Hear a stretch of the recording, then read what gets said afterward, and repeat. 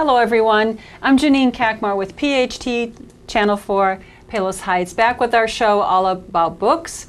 And we're here today to talk about books. As you know, we talk about authors, writing, publishing, and we have a special guest with us, as we do every show. But before we get to visit with our guests, we're going to talk about the new releases coming out. And this show, we're going to do a little something different. We're going to be covering 2 months because we're taking a break for the summer. So we're going to be talking about the new titles for July and August. Of course, not every new title. I can only talk about so many in a few minutes. So we're going to just talk about some of the ones that are getting a lot of attention, or some of the authors that are coming back with new books and their sequels. So we'll give a few notes about each book, and then we'll talk about some of the New York Times bestsellers, and then we get to visit with our guests. So let's get started with the new titles in July. The first book coming out is The Lying Game by Ruth Ware. Now, this author landed on my reading radar with her first book, In a Dark, Dark Wood, which came out a couple of years ago.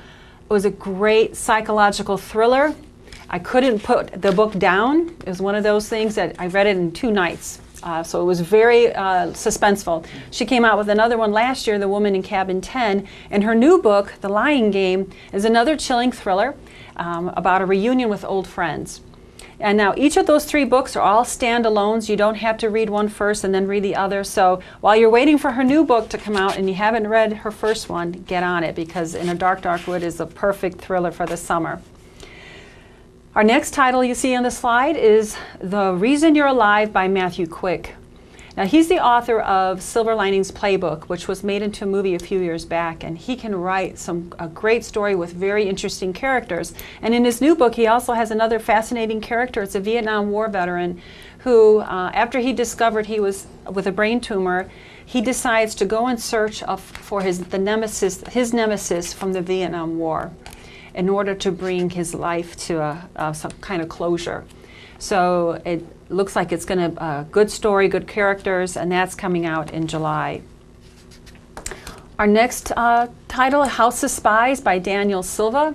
This is for you Gabriel Allon fans. This is his 17th book coming out in that series. Gabriel Allon is a spy, artist turned spy. So he's got a great story behind him, and good news for you guys is that this book is supposed to be the best in the series yet, so you got to check him out.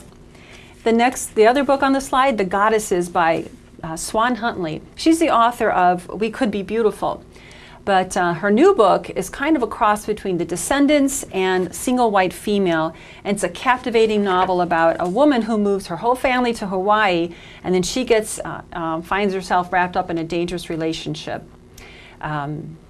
So that's another intrigue there for your summer. And then the nonfiction title coming out that we want to feature for July is titled Woolly, the true story of the quest to revive one of history's most iconic extinct creatures, by New York Times bestselling author Ben Mesrich. Ben Mesrich is known for his nonfiction book, specifically Bringing Down the House, the inside story of how 6 MIT students took down Vegas for millions, and his other one, The Accidental Billionaires, which is a story about the founding of Facebook. But in his new book, he shows how science fiction can become reality in this Jurassic Park-like story of a genetic resurrection of an extinct species, the woolly mammoth. Now, humans, eons ago hunted the mammoth to extinction, but you get to read this book to find out now if we might be able to actually bring it back to life. So something interesting for your summer. Now, some of the new titles for August. The 4 titles we'll be talking about, coincidentally, are all continuations of a series. So I kind of like reading. I look forward to reading a continuation of a series, because you're familiar with the author, you're familiar with the settings, and the characters. You get to check in on them once in a while to see, you get to peek in their lives to see how things are going. And that's the case for our first book by Tess Gerritsen. She's out with her latest, I Know a Secret. It's 2 separate homicides at 2 different locations with unrelated victims, but they have more in common than just being investigated by Boston PD Detective Jane Rizzoli and medical examiner Maura Isles. This is the 12th book in the Rizzoli and Isles series, and very suspenseful series. And actually, I think it's a TV show on TV right now as well. So all you Tess Gerritsen fans, you can plan on reading her new one in August. One of my other favorite returning authors is Louise Penny. We talked about her on the show before in great detail. She's out with her new one in August, Glass Houses. And not many authors can make the 13th book in a series her best, but Louise Penny can, and she does with her latest in the Armand Gamache series, set in the favorite fictional place you'd love to live in Three Pines, surrounded by all the familiar characters. You know why she's such a favorite with her fans, for good reason. So if you haven't read any of Louise Penny's books, get started with her first one titled Still Life, and then you have all summer to catch up to her new one. So it's a great way to spend your summer. And then on the next slide we have another new title from Julia Keller, Fast Falls the Night. This is the 6th book in the West Virginia prosecuting attorney Belle Elkins mystery series by Pulitzer Prize winning author Julia Keller. And it's actually based on a real life event, and the whole book takes place over a 24-hour period. So it unfurls against the backdrop of shattering personal revelation that'll change Belle's life forever. And the author, Julia Keller, she used to work for the Tribune. She wrote for the Chicago Tribune. That's where she won her Pulitzer Prize for her coverage of the Utica tornado several years back. She has since retired from the Tribune and to devote her full time to writing her Belle Elkins series. She was in town a couple years ago and did a talk for us, and just a fascinating person. And Belle is a great character too, so I would check those out as well. Our next book is another favorite returning, Sulphur Springs by William Kent Krueger. All right, this is the 16th book in the Cork O'Connor mystery series. Cork O'Connor is a former Chicago cop living in the northern Minnesota woods, and he's part Irish, part Ojibwe, and it's the Native American connection that plays a big role in all of his books that he writes. And they usually take place in northern Minnesota, but this new book takes place down. He's going to be flying in southern Arizona, so we'll have to read about that to find out. And if you want to get started with the first one in the series, the first one to read would be Iron Lake, okay? But if you want to wait for his new one to come out in August and you want to read something by him now, he has a great standalone title called Ordinary Grace, which is a brilliant novel about a young man in a small town and a murder in the summer of 1961. He's a fantastic writer. So if you want to read something while you're waiting for the new one to come out, do that one, Ordinary Grace. You won't be disappointed. And then a nonfiction feature we're going to talk about for August is The Great Quake, How the Biggest Earthquake in North America Changed Our Understanding of the Planet by Henry Fountain. It was back on March 27th, 1964, which happens to be one of my sister's birthdays, but I won't say anything about that. On March 27, 1964 at 5:36 p.m., a magnitude 9.2 earthquake, the second most powerful in the world, struck the young state of Alaska. The violent shaking, followed by massive tsunamis, devastated the southern part of the state. More than 130 people were killed. And later that day, a geologist came out to investigate, and he found his fascinating scientific detective work. He found the then controversial theory of plate tectonics. I mean, that's something that's very common nowadays, but back in 1964, that was not common knowledge. So it's a story about the greatest earthquake that hit North America and the hunt for clues to explain how it happened. So put that on your list too for August. You might for something different to read. Now we're ready to talk about our New York Times best-selling books coming out in June and July. So on the next several slides, I'm going to just mention some of these names are very big names, people you're very familiar with. So these might be somebody you've been looking for. John Conley, Game of Ghosts, coming out in July. Iris Johansen, Look Behind You. Linda Fairstein, Deadfall. C.J. Box is out with Paradise Valley, and Julie Garwood out with Wired. Now Alexander McCall Smith has a new one, A Distant View from Everything. Jeff Abbott has a thriller out titled Blame. Kathy Reich's a new one is titled Two Nights. The August New York Times bestsellers, we have Jonathan Kellerman coming out with Killer Scene. Lisa Scottoline, a big favorite for a lot of you readers, is coming out with Exposed. Sandra Brown is Seeing Red. Stuart Woods is Barely Legal. And Marcia Muller, The Color of Fear. And Sue Grafton, for all of you fans of her alphabet mysteries, Y is for Yesterday. She is almost done with the alphabet. I do not know what she's going to do after that, but we'll find out. Danielle Steele is coming out with The Right Time, and Robin Cook out with Charlatans. So there you have the new releases for July and August, some feature titles and some New York Times bestsellers. And this is the part of the show where we get to visit with our guest. And what a guest we have here with us today. We have with us today local author Mary Gibson. And she is an author now of 2 books, right, Mary? Yes. You just came out with your new one, Entrusted with Their Care. And it's a nurse's story, a memoir. And I knew Mary through her first book that she came out with titled Remembering Strawberry Fields, which was, it's also a memoir, is that correct? Yes, that's correct. It's about my life growing up on the strawberry farm my parents owned in Indiana.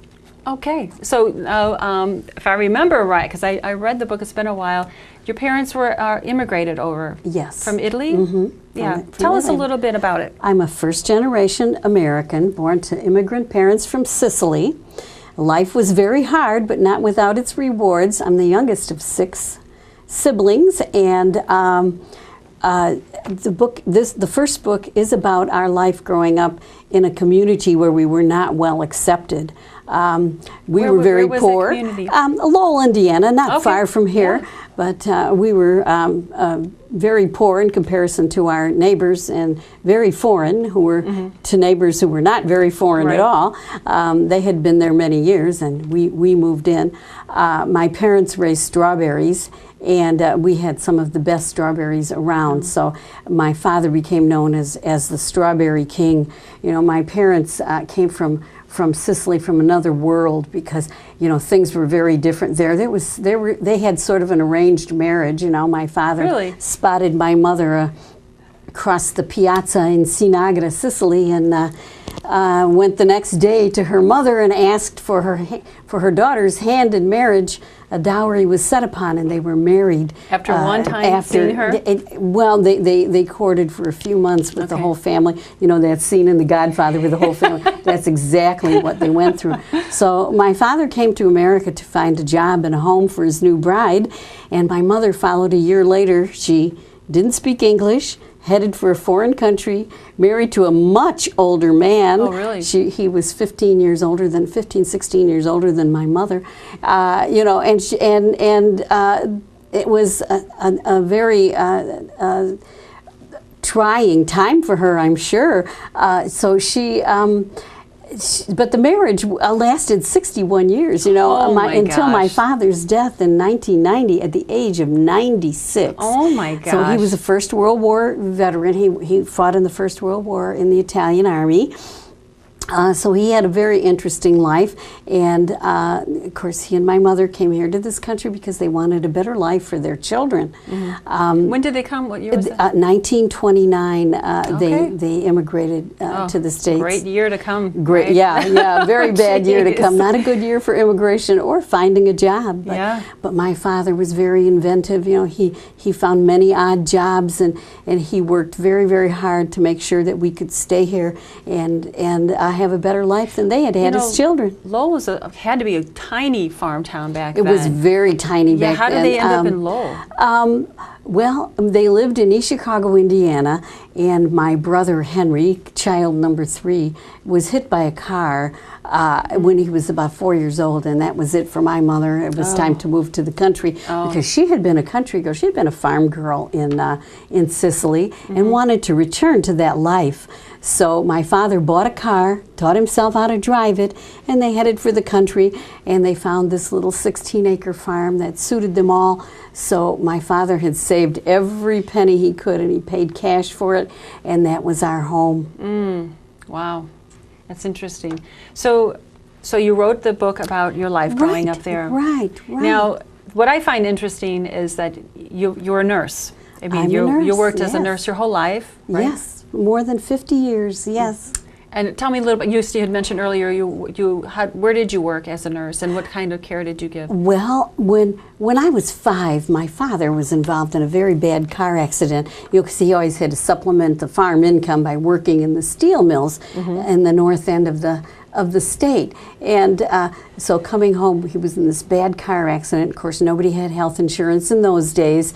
You know, everybody just gave money until the bill was paid. So my father came home with lots of broken bones and a tracheostomy. Oh, my geez. siblings were afraid to go near him, but I was fascinated by that tracheostomy, believe it or not. And so I helped my mother care for him.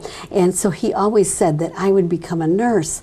So after high school graduation, he took me to a nursing home not far from our home, and I was given a job as a nurse's aide.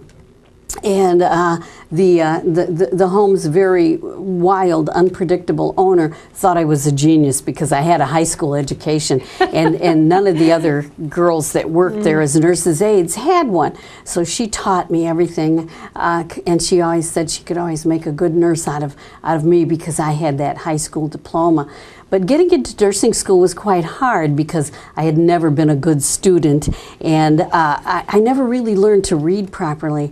So when I applied at the LPN program at the Chicago Board of Education, a woman there figured out that I didn't know how to read really well. So she sent me to City College to learn to read, and the rest is history. I graduated that program with honors, oh, wow. and I went to work for Cook County, and then I ended up at St. Francis Hospital in Blue Island, and where I worked for about 36 years, and then I became a nurse practitioner, which is an advanced degree in nursing, a certified nurse practitioner, and I've been practicing for 30 years. I have an office in Matson. You're still working. And I still work 2 days a week. And keeps the brain moving. And writing, and right? writing. I mean, so that's Yes, a busy life. yes. Yeah. So, where does this book leave off, and where does this your second one? Well, they're kind of independent of each other.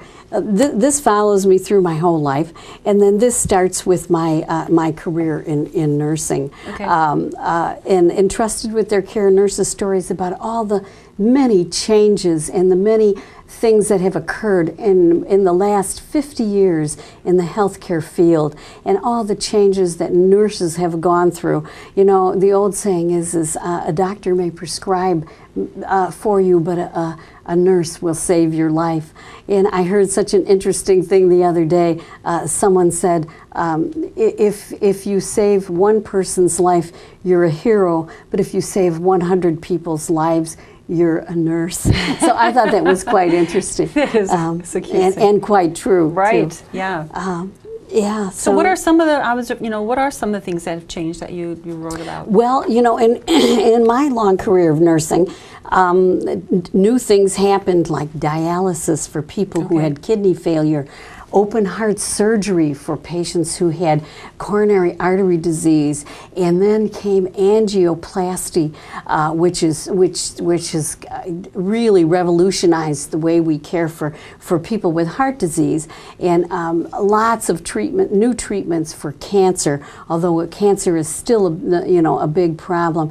So all of the cultural changes. You know, when I was a new nurse, when a doctor came on the floor, you had to stand up and give him your seat, and you got his ashtray for him because they still smoked it, and you got his coffee or tea, whatever it was that he drank, and you stood there and waited for him to tell you what it was that he needed, and then you followed him around to see patients. So all those things have changed. We wore these silly caps, you know, and I was one of the first pioneers to say I would not wear the cap, because after the Vietnam War was winding down, we began to get a lot of male nurses, and the male nurses didn't have to wear a cap. Yeah, that's a very good point. I came to work one day without a cap, and my supervisor was following me on, where is that cap? And I said, well, you know, see that man over there? He's a nurse. He has the same degree that I have. When you start making him wear that cap, I will then wear the cap. He's like, I'm not wearing a cap. So that's how it came about that we stopped. Cap wearing became optional. Wow. But the male nurse always made more money than we did, and he always rose in the ranks much faster than any female nurse, although nursing is a predominantly female profession. Right, right. Yeah. It's funny. I remember my mother was a nurse, and the hat that she wore, and it looks like it's just part of the uniform at one point, but you think how practical is it when you're actually running around trying to save somebody's lives, and you got this thing on your head, and kneeling on the bed doing CPR with the hat flapping was pretty bizarre. Yeah, and in those little skirt, you know, those 3/4 length sleeves and the A-line skirt and the white shoes and the white nylon. That was standard when I first started out in nursing. And then of course they let us go to the pantsuit. The pantsuit was a big deal. Oh, when that came about, that was just revolutionary. Wow. So yeah, so lots of change, lots of interesting changes, interesting stories. And what's your favorite part of your new book, or what was the big reason that you wanted to write this book? Well, I think that was the reason. All the different changes, both medically in the way we cared for patients, and culturally in the way you know, we related to our patients, to other healthcare professionals, and to the doctors. Things have really, really changed. So I thought that you know, I could write all about the things that I knew happened in my lifetime. It's like almost like a snapshot of history. A snapshot of the history of nursing from the 1960s up through today. Okay, so you've been a nurse. I mean, that's in itself a fulfilling, very busy lifestyle for yourself. What made you turn to writing? Well, how did you get started with writing? That's an interesting story. All of my life, I've always told all these, what people say were wild and crazy stories that could not possibly be true, you know. And I would say, oh yeah, they're all true, you know. And so they would say to me, well, you know, someday you should write a book. So I was always told that after every single one of my my stories, I would tell people, well, you should write a book. So after I retired from full-time work in 2010, I did just that. I sat down and I started to write my memoirs. And I guess I don't write like other people write. You know, they make notes and outlines and things like that. How do you work? I just started out by compiling all these stories and all these events that happened in my life, and then I put them in some sort of sequence and just wrote a book. And people say, well, how could, my friend Anne Marie, I start out with her in the book, because she's, how could you remember? I don't remember a thing. How could you remember all that stuff? I always tell people it plays in my head like a movie.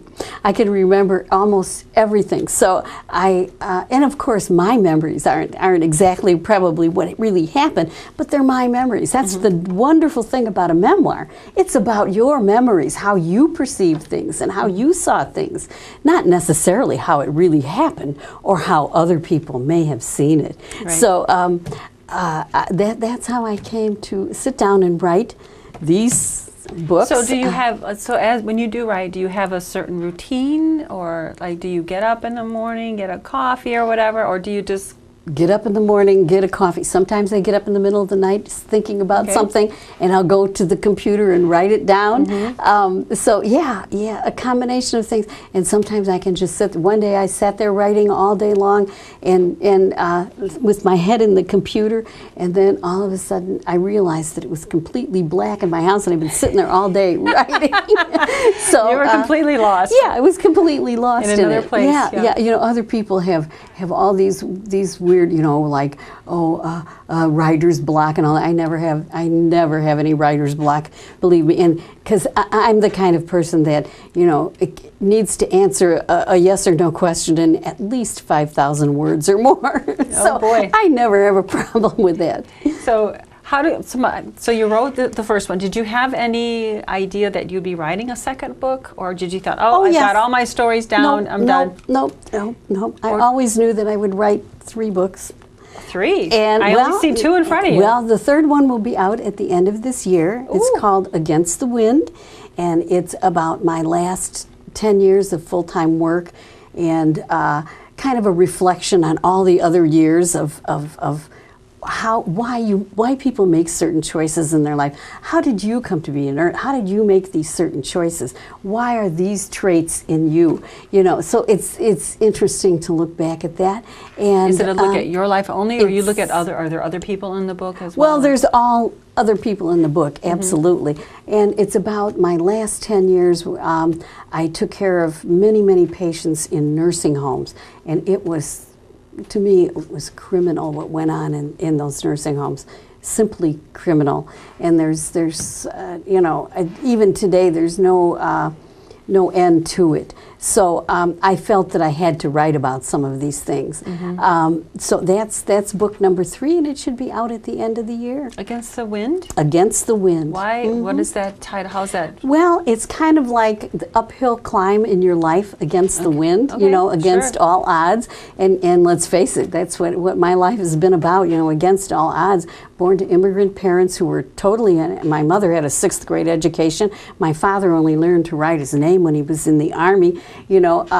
So it was a struggle getting through school, and I was just lucky that by some miracle, and you know, this woman at the admissions office figured out my problem and sent me to learn to read. I mean, it was just you know, it was a miracle how things happen. Right. And so Against the Wind is kind of like the culmination of these 3, although they are 3 standalone books. They can be read separately or in the series.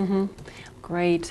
You know, and Mary, I know you're going to be at the library in September, correct? She's going to be at the library to read a bit about her new book, talk about her book. Where else can we find your books? Amazon.com, BarnesandNoble.com. They're on ebooks also, and I have even been told that they are ebooks. They are on ebooks. I've even been told that they can be downloaded on iTunes, which is something I know nothing about. So Not yet. Interesting. And they can also be purchased through the publisher, Hamilton Rand Publishing. It's a worldwide publisher, so you can find them at any of those places, and of course at your local library. So Mary, for those people watching us today, you know, there's a lot of people sitting in their living room thinking, you know, I could write a story about my life. What advice would you give somebody like that? Absolutely. You can write a story about your life. I tell everyone to do this. You know what a noun, a verb, and an adjective is. Just write your stories. Write about your life. Even if you never publish, that was one of the things that was so amazing. Both of my daughters just looked at me with such different eyes since these books have come out. They had no idea of all the things that I had gone through in my life. And I probably don't know that about my parents. My parents must have struggled, had very hard lives. So write these things down. Your history is so important. It's important to your family. Even if you never publish it, just sit and write about your life, because it is so important to pass it on to younger generations. Some of these kids you talk to nowadays, they barely know that 9/11 happened. They know nothing about Vietnam, nothing about World War II. My father was a World War I vet. I mean, World War I was a horrible, horrible time. And I always say, if you don't know your history, you're bound to repeat it. And I think we can just see that today in our culture today, how much history is being repeated. Same things happening over and over again. So you heard it from Mary. Get out that piece of paper and pencil, or get on the computer and start writing your story down. Thank you so much for being with us. I'm looking forward to having Mary next month, September. At the library. Thank you all for watching. We are going to take a break for the summer, so we'll see you probably back in September. So, I've given you lots of titles, so you have lots to read. We'll see you back in a couple months. Thanks for watching. We'll see you next time.